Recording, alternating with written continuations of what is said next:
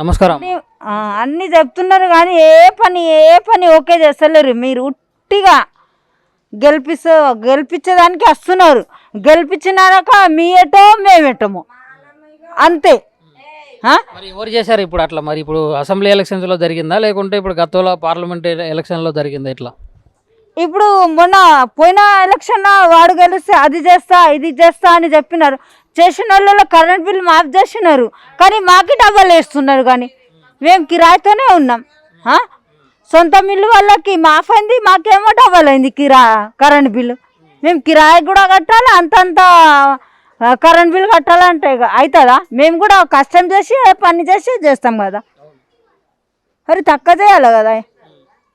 ఇప్పుడు ఇక్కడ ఇక్కడ ఉన్నటువంటి సమస్యలన్నీ కూడా మన ఇప్పుడు గెలిచినటువంటి ఎమ్మెల్యే ధనపాల్ సూర్యనారాయణ ఈ సమస్యలన్నింటినీ పరిష్కరిస్తామని చెప్పి ఇట్లా గుడి మీద అమ్మవారి మీద ప్రమాణం చేసిందంట కదా.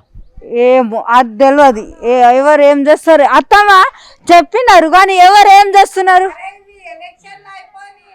సరే అమ్మా, ఇప్పుడు మీరు సరే అమ్మా ఒక మాట, ఇప్పుడు మరి కేసీఆర్ పాలన మంచిగా ఉందా, మన రేవంత్ రెడ్డి పాలన మంచిగా అనిపిస్తుందా మీకు? ఎట్లా ఏ ప్రభుత్వంలో అయితే తెలియదు కానీ కేసీఆర్ మాత్రం మంచిగా చేసినాడు. ఈ లోక్సభ ఎన్నికల్లో మరి ఇక్కడ నిజామాబాద్లో ఏ పార్టీ నుంచి ఏ అభ్యర్థి గెలవబోతున్నారు ఏమన్నా అవగాహన ఉందా మీకు? అంటే ఇప్పుడు లోక్సభ ఎన్నికలు వస్తున్నాయి కదా, ఈ లోక్సభ ఎన్నికల్లో బీఆర్ఎస్ పార్టీ నుంచి బాజిరెడ్డి గోవర్ధన్ రెడ్డి పోటీ చేస్తూ ఉన్నారు, బీజేపీ నుంచి ధర్మపురి అరవింద్ పోటీ చేస్తూ ఉన్నారు, ఇప్పుడు ప్రజెంట్ ఎంపీ కూడా ఆయనే. మన దీని నుంచి కాంగ్రెస్ నుంచి జీవన్ రెడ్డి గారు పోటీ చేస్తున్నారు. వీళ్ళ ముగ్గురు తెలుసా నీకు? వీళ్ళ పేర్లు విన్నారా మీరు ఎప్పుడైనా? విన్నారా? ఎవరు గెలుస్తారంటారు ఇక్కడ ఎంపీగా? మరి ఇప్పుడు ఎవరు గెలుస్తారు దేవుడికే తెలుసు. అది ఇగో ఎవరు మంచిగా చేస్తే వాళ్ళే గెలుస్తారు, అవునా కదా? అది మరి కేంద్రంలో నరేంద్ర మోడీ గారు మళ్ళీ ఉంటే బాగుంటుంది అంటారా, లేకుంటే వేరే వేరే వస్తే బాగుంటుంది అంటారా? ఇప్పుడు ఏమో అన్న అది అయితే తెలియదు కానీ ఎవరెవరు ఏమేమి చేస్తున్నారు అన్నీ చేస్తా అండి. అన్నీ మాకు పిచ్చోళ్ళు చేస్తున్నారు అంతే. బియ్యం మీద బియ్యం 5గురి పేరు ఉన్నాయి, ఇద్దరే బియ్యం వస్తున్నాయి. మరి ఎవరికి పింఛన్ వస్తున్నాయి? ఎవరికి వస్తలేదు.